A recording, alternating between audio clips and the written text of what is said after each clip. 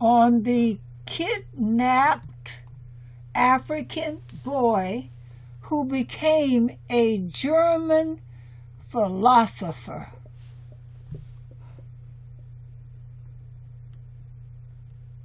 The experiment. In 1707, a boy no more than 5 years old left Axum on the African Gold Coast for Amsterdam aboard a ship belonging to the Dutch West India Company. In those days, the trip to Europe took many weeks, but his arrival in the Dutch port was not the end of his long journey. He then had to travel another few hundred miles to Wolfenbüttel, the home of Anton Ulrich, Duke of Brunswick. Wolfenbüttel. Anton Ulrich was a major patron of the European Enlightenment. His librarian was Gottfried Leibniz, one of the leading philosophers, mathematicians, and inventors of his era, and co-creator with Isaac Newton of calculus, and the ducal library in Wolfenbüttel House, one of the most magnificent book collections in the world. The child had apparently been offered as a gift to the Duke, who, in turn, handed the boy on to his son, August Wilhelm, and we first hear of him as a member of August Wilhelm's household.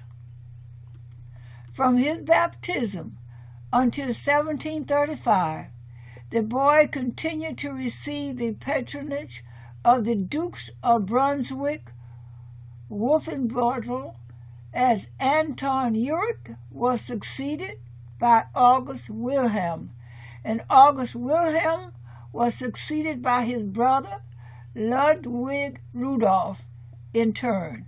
And as a child, he would no doubt have met Leibniz,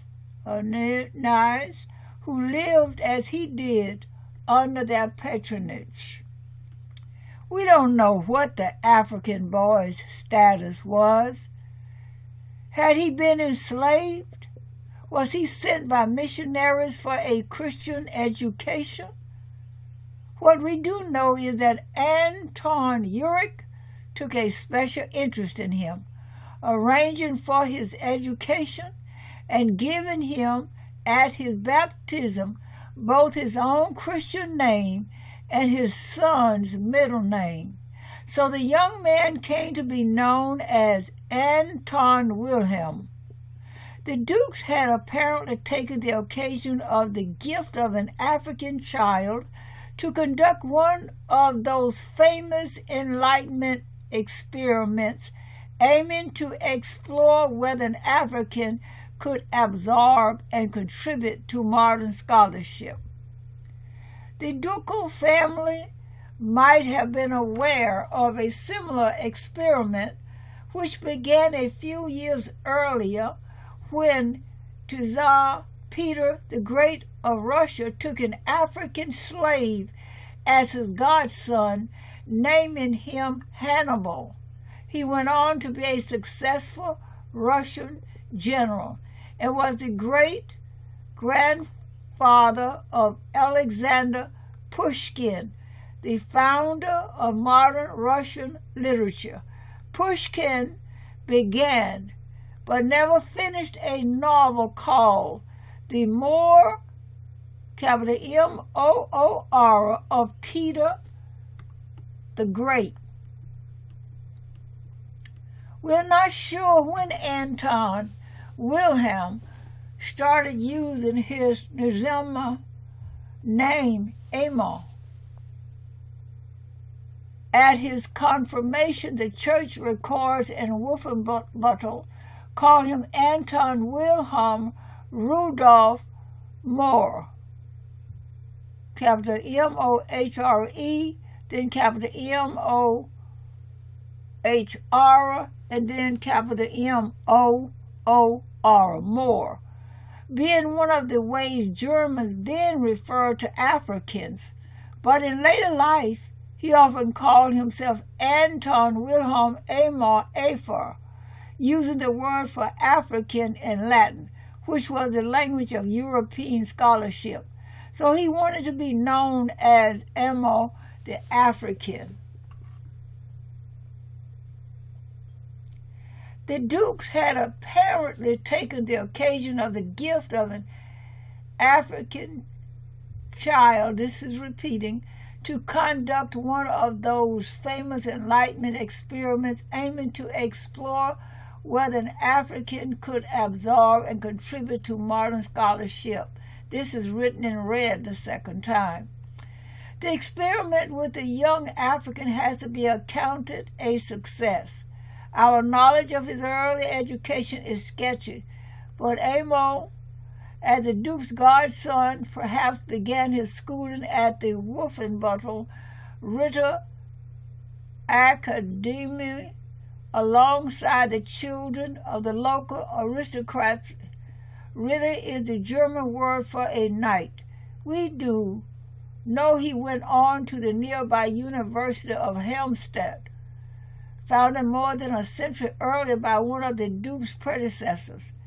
Amor must have flourished there because he earned the right to go on in 1727 to study law at the University of Halle, then as now one of Germany's leading centers of teaching and research. Halle, H-A-L-L-E, took Amor, capital A-M-O, out of the Duke's domain into the state of Brandenburg, which was then ruled by the Prussian king. That's capital P-R-U-S-S-I-A-N. He was awarded a master's degree for his legal thesis at Halle, capital H-A-L-L-E, which dealt aptly enough with the European law of slavery, and then went on to study at the University of Wittenberg, where a young Martin Luther had taught theology, becoming the first black African to earn a European doctoral degree in philosophy. Here, he was in the domain of the Elector of Saxony, who was soon to become King of Poland as well. Along the way, Amor added knowledge of medicine and astronomy to his philosophical and legal training. When the Elector of Saxony came to visit in 1733, Amor was chosen to lead the students' procession in his honor. His Wittenberg thesis, which was published in 1734 under the title On the Appiah of the Human Mind, makes important criticism of Descartes' views of sensation. Amor, who came to know Dutch, French, Latin, Greek, Hebrew, and perhaps English as well as German, went on to teach at Halle and Jena, capital J-E-N-A, publishing in 1738 a book entitled The Art of Sober and Accurate Philosophizing, which discussed issues in almost every area of the subject. He won eminent admirers, the great physicist and philosopher Martin Gottenhef Loxier, who examined his thesis at the University of Wittenberg, spoke of the Gold Coast as the mother of the most auspicious minds, and added, among these auspicious minds, your genius stands out particularly most noble and most distinguished, sir. Seeing that you have excellently demonstrated felicity and superiority of genius, solidity and refinement of learning and teaching, and countless examples before now, and even in this our university with great honor in all worthy things, and now also in your present dissertation. I have said that Amos' education was an experiment, but we need to be careful in deciding what hypotheses it was designed to explore. Amos, as we saw, was referred to as a Moor in his baptismal records and called himself later Afer, capital A-F-E-R, the African. When he wrote about the law of slavery, he titled his book De Jure Maurorum, on the law of the Moors.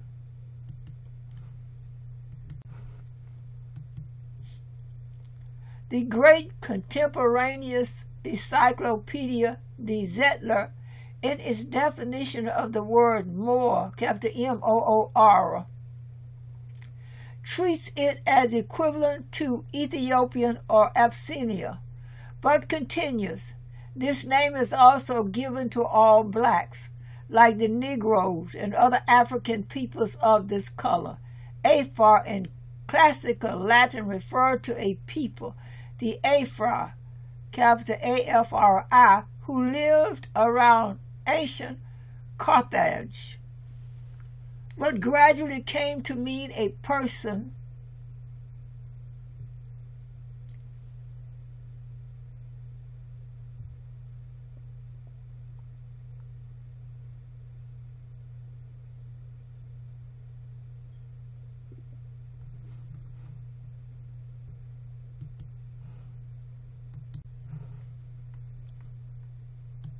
from Rome's African colonies, and finally anyone from the whole continent.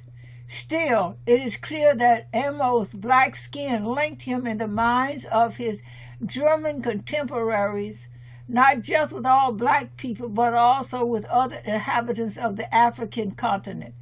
These are not, however, as they knew as well as we do, the same thing.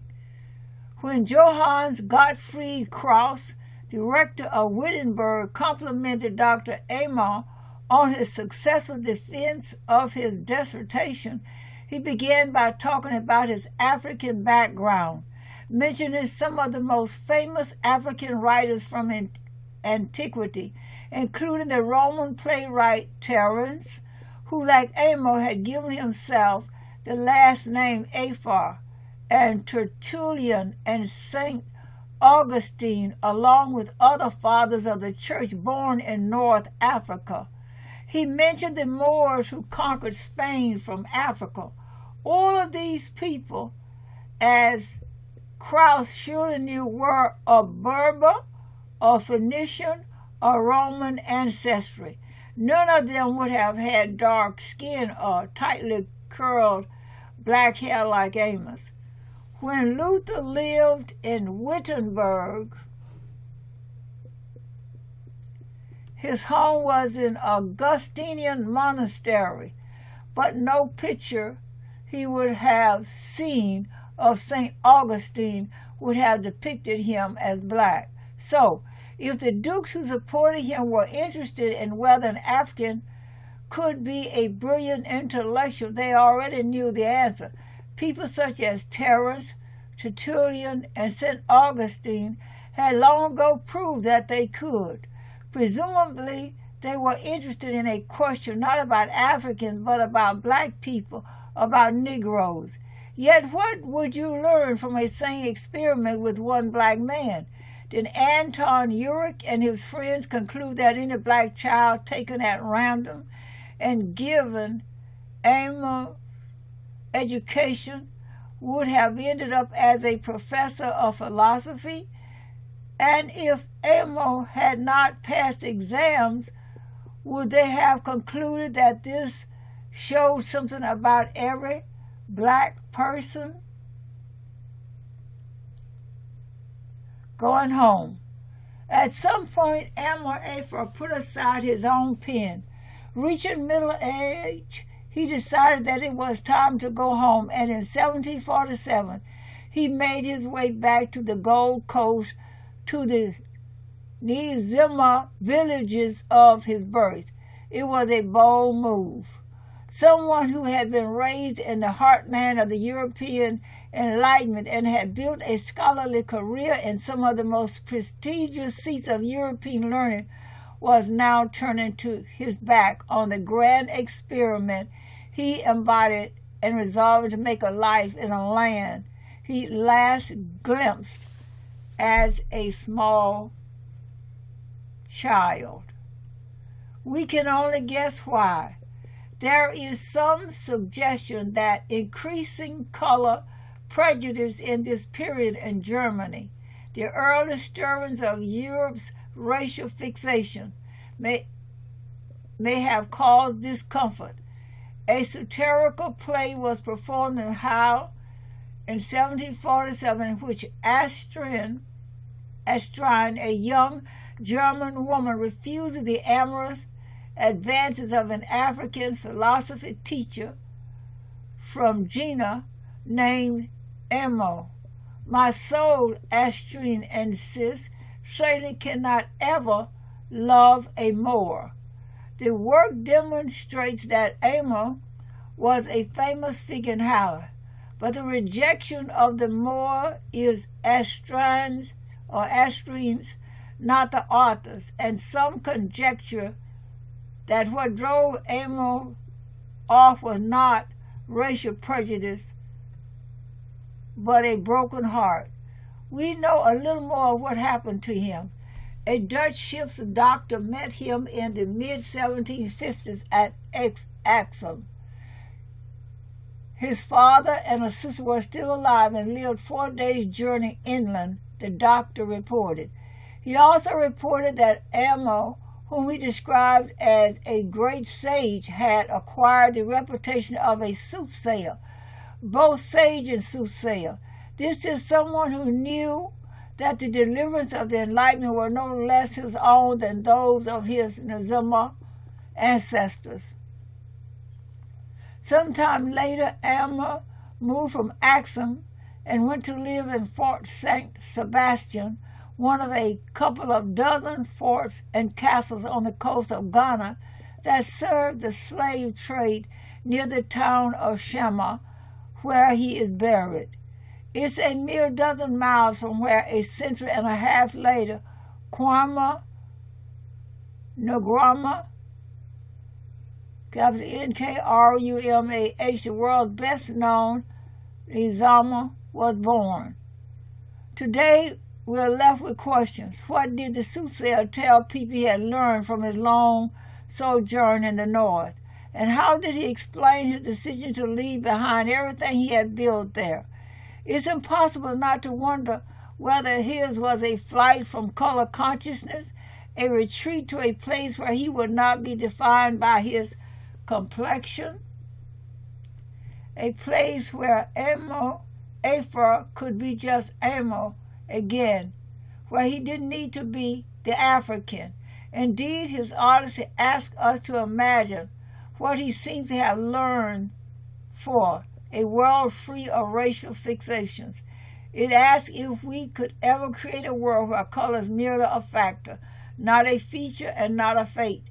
It asks if we might not be better off if we managed to give up our racial typologies, abandoning a mistaken way of thinking that took off at just about the moment when Anton Wilhelm Amo was a well-known German philosopher at the height of his intellectual powers.